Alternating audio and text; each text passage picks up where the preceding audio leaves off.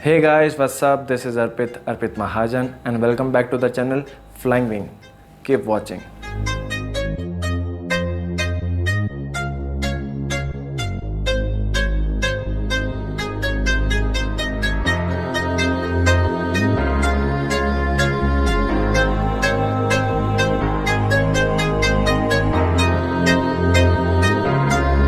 तो गाइस जो इस चैनल पे नए हैं उन्हें कुछ मैं अपने बारे में बता देता हूँ. I had done BTech in aeronautical engineering with the training at DRDO and I had also done aircraft maintenance engineering जिसे AME भी बोलते हैं. And currently I am working on the A320 family aircraft. तो guys जो आज का topic है वो बहुत ही फेमस टॉपिक है. लाइक बहुत ही बच्चों को डाउट रहता है कि what is the scope in this field and opportunities and what will be the salary after the course completion and does the salary increases with the experience. So let's go. First of all I will tell about the scope. तो पहले मैं scope की बात करूँगा.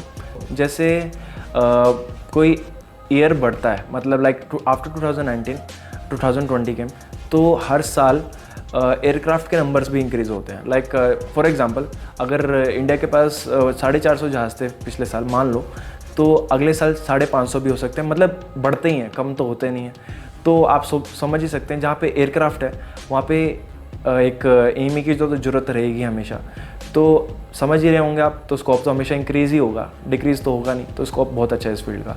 और आई बात opportunities की, if you don't get a job in airline you can also work in simulation companies like FSTCs और CAE और बहुत सी कंपनीज है. आप फ्लाइंग क्लब्स में भी मतलब काम कर सकते हैं. वहाँ पे भी इंजीनियरिंग की ज़रूरत होती है क्योंकि जहाज़ है वहाँ पे. और आप एज ए इंस्ट्रक्टर भी काम कर सकते हैं अगर आपको पढ़ाने का शौक़ है. आप MROs में भी जा सकते हैं. MROs क्या होता है? लाइक मेंटेनेंस रिपेयर ओवरऑल को MRO बोलते हैं. जहाँ पे कोई कंपोनेंट की मेंटेनेंस भी हो, रिपेयर भी हो और ओवरऑल भी हो, उसको MROs बोलते हैं. लाइक बहुत सी कंपनीज लाइक एयरवर्क्स, GMR, आप वहाँ पे भी जा सकते हैं. और आप गवर्नमेंट फॉर्म्स में भी जा सकते हैं AME का कोर्स करने के बाद. तो जैसे कि BSF में भी AME और टेक्नीशियन की जो रिक्वायरमेंट होती है, BSF क्या है? Border security force. आप वहाँ पे भी जा सकते हैं अगर आप लाइसेंस होल्डर हैं पहले से ही.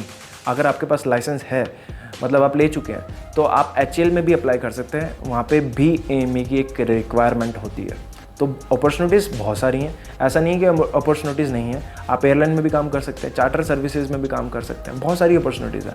तो इसका मतलब अब ये नहीं है कि आप एयरलाइन में काम करें. बहुत सारी अपॉर्चुनिटीज़ हैं. तो आप अपॉर्चुनिटी की टेंशन मत लीजिए, बहुत बड़ा फील्ड है.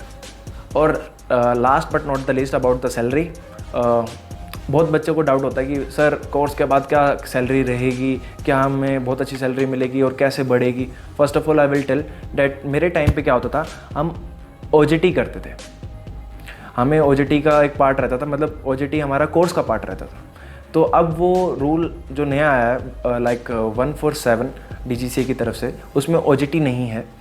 तो क्या होता है, अब आपके लिए कुछ प्रैक्टिकल्स अलॉटेड हो गए, तो उसके बाद आपको कोई OJT करने की ज़रूरत नहीं. आप कोर्स कंप्लीट करने के बाद आप for a job you can apply. After that if you get a job of associate trainee और ट्रेनी टेक, जिसे ट्रेनी टेक भी बोलते हैं, तो उस टाइम आपकी सैलरी रहती है 8 to 12K के बीच में, जो कि पर मंथ की बात कर रहा हूँ मैं. सारी सैलरीज मैं पर मंथ के बारे में बात करूँगा. तो उसके बाद जब आपका प्रमोशन होता है आफ्टर 6 to 1 year, और तो आपकी जो पोस्ट होती है वो JT बोलते हैं, जिसे जूनियर टेक बोलते हैं, वो मिलती है. तो उस टाइम आपकी सैलरी रहती है around 17 to 22K per month. And फिर उसके बाद जो प्रमोशन होता है तो आपको एक बहुत अच्छी पोस्ट मिलती है, जिसे सर्विस इंजीनियर भी बोल सकते हैं या फिर आप एयरक्राफ्ट इंजीनियर भी बोल सकते हैं. तो उस टाइम आपकी सैलरी रहती है अबव 25K to 30 या 40K आप बोल सकते हैं. 40K भी मैक्सिमम 40K तक जाती है. तो आप इस सैलरी से समझ चुके होंगे कि सैलरी क्या है. उसके बाद क्या होता है, जब आपको टाइप रेटिंग मिलती है, type rating means AME trainee की पोजीशन मिलती है, उस टाइम आपको टाइप रेटिंग कराई जाती है फॉर AME पोजीशन. तो उस टाइम आपकी सैलरी अबव 80K रहती है, 80K to 1 lakh per month. तो जब आपको ऑथराइजेशन मिल जाता है और आपको लाइसेंस भी मिल चुका है, तो अब आपकी तब उस टाइम आपकी एक सैलरी जो भी होती है पर मंथ की अबव 1 लाख होती है. तो आप समझ सकते हैं कि हर साल जैसे जैसे आपका एक्सपीरियंस बढ़ रहा है तो आपकी सैलरी बढ़ रही है। But I will say that don't run behind the salary, run behind the experience, जिससे आपको लर्न करने का बहुत अच्छा मौका मिलेगा और आपकी सैलरी तो अपना बढ़ेगी। तो आप सैलरीज के पीछे मत भागिए, आप एक्सपीरियंस के पीछे भागिए, तो आपको सब कुछ क्लियर होता जाएगा, आपके कॉन्सेप्ट्स भी क्लियर होंगे और सैलरी तो अपना बढ़ेगी, एक्सपीरियंस भी बढ़ेगा। तो आप सैलरीज के पीछे मत भागिए। और इस फील्ड का एक बहुत बड़ा फंडा है, लाइक आपको पेशेंस चाहिए। पेशेंस है तो आप बहुत अच्छे से इंजॉय करेंगे और आप इंजॉय करके काम करेंगे। तो कीप पेशेंस। और अगर आपको अभी भी कोई डाउट है तो आप मुझे मैसेज कर सकते हैं या फिर आप इस वीडियो में वीलॉग में कमेंट कर सकते हैं। और अगर आपको किसी चीज़ के ऊपर वीलॉग चाहिए तब भी आप कमेंट कर सकते हैं। I will try to help you out.